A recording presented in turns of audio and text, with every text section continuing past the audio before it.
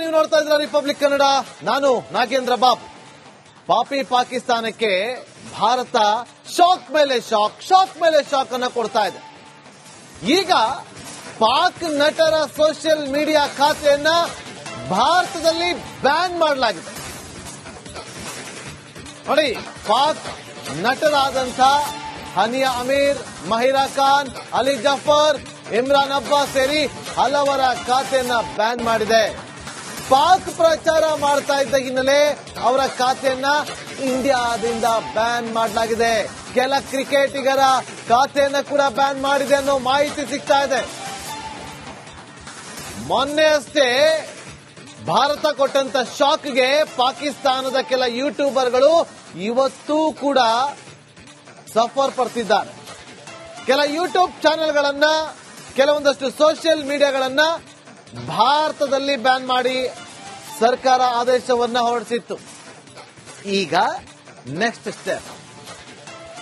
Step ಭಾರತದಲ್ಲಿ ಪಾಕಿಸ್ತಾನದ ನಟರ ಕೆಲವೊಂದಷ್ಟು ಅಕೌಂಟ್ಗಳನ್ನ ಕಿತ್ತು ಬಿಸಾಕಿದೆ, ಬ್ಯಾನ್ ಮಾಡಿದೆ.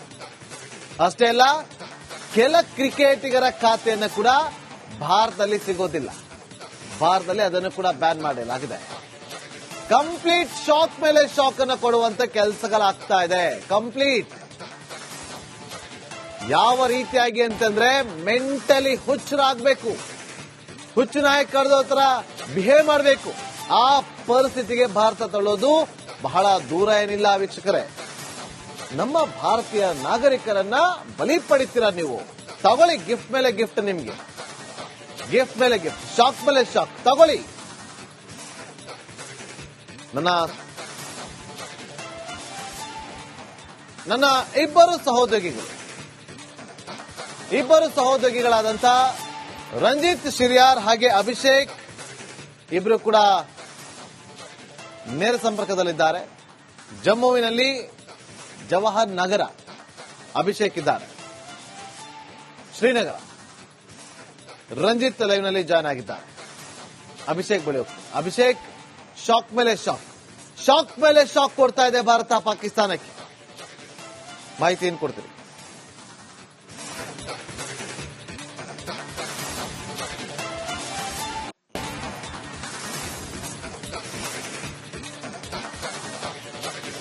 ಹಾಗಾದ್ರೆ ಮೊದಲನೇದಾಗಿ ಖಂಡಿತವಾಗಿಯೂ ಉತ್ತರಕ್ಕೆ ತಕ್ಕ ಪ್ರತ್ಯುತ್ತರವನ್ನ ಭಾರತ ಕೊಡುವಂತ ಆರಂಭ ಈಗಾಗಲೇ ಆಗಿರುವಂತದ್ದು.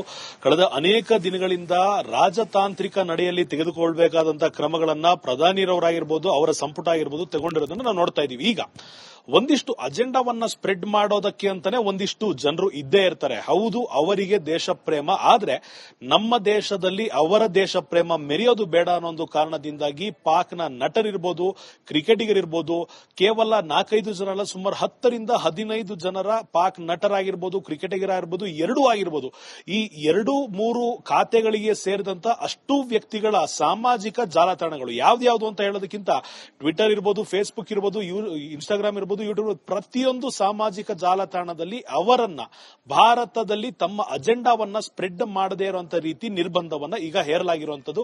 ಇದು ಒನ್ ಆಫ್ ದ ಮೂವ್ಸ್, ಒಂದು ಚದುರಂಗದಾಟದಲ್ಲಿ ಇದು ಒಂದು ಹೆಜ್ಜೆಯನ್ನ ಈಗ ಇಟ್ಟಿರುವಂತದ್ದು. ಯಾವ ರೀತಿ ಭಾರತದ ನಡೆಯನ್ನ ನಾವೀಗ ನೋಡ್ತಾ ಇದೀವಿ ಅಂದ್ರೆ, ಸಾಮಾನ್ಯವಾಗಿ ಚದುರಂಗದಾಟದಲ್ಲಿ ಎಲ್ಲ ಕಡೆಯಿಂದಲೂ ಅಟ್ಯಾಕ್ ಮಾಡಿದಾಗ ಈ ವೈರಿ ಏನು ಮಧ್ಯದಲ್ಲಿ ಇರ್ತಾನೆ ಅಥವಾ ಸೋಲನ್ನು ಒಪ್ಕೊಳ್ತಾನೆ, ಆ ರೀತಿ ಈಗ ಪಾಕಿಸ್ತಾನಕ್ಕೆ ಭಾರತ ಒಂದಾದ ನಂತರ ಒಂದು ಚೆಕ್ಮೇಟ್ ಅನ್ನ ಕೊಟ್ಕೊಂಡು ಬರ್ತಾ ಇದೆ ಅಂತ ಹೇಳ್ಬೋದಾಗಿರುವಂತದ್ದು.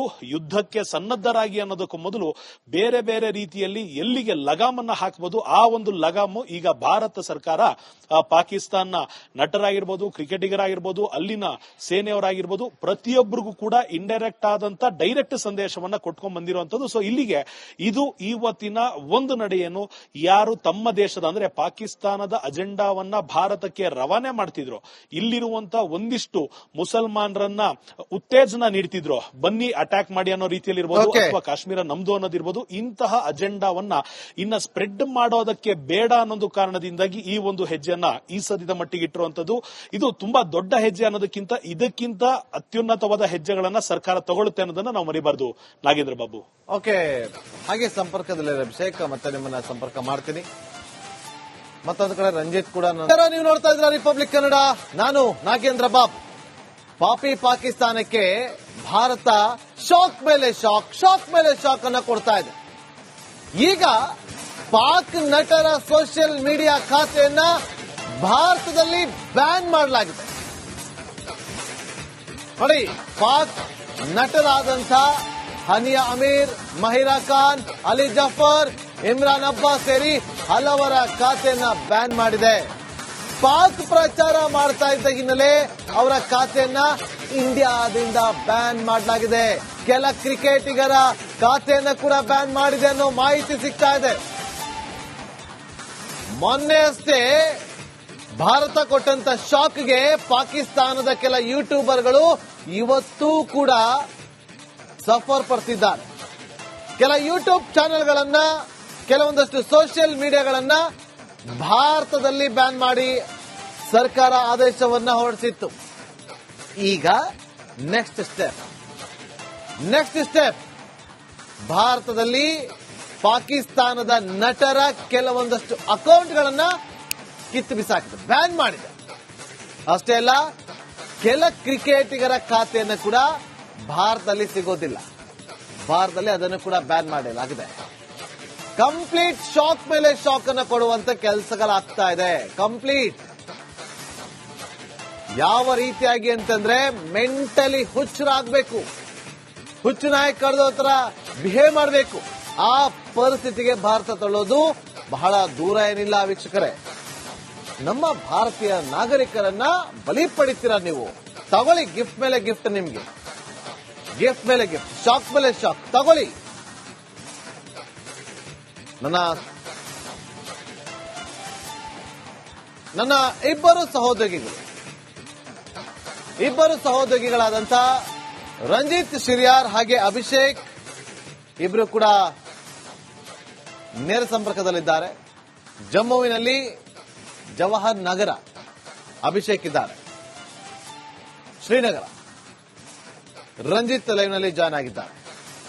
ಅಭಿಷೇಕ್ ಬಳಿ ಹೋಗ್ತಾರೆ. ಅಭಿಷೇಕ್, ಶಾಕ್ ಮೇಲೆ ಶಾಕ್ ಕೊಡ್ತಾ ಇದೆ ಭಾರತ ಪಾಕಿಸ್ತಾನಕ್ಕೆ. ಮಾಹಿತಿ ಏನು ಕೊಡ್ತೀರಿ?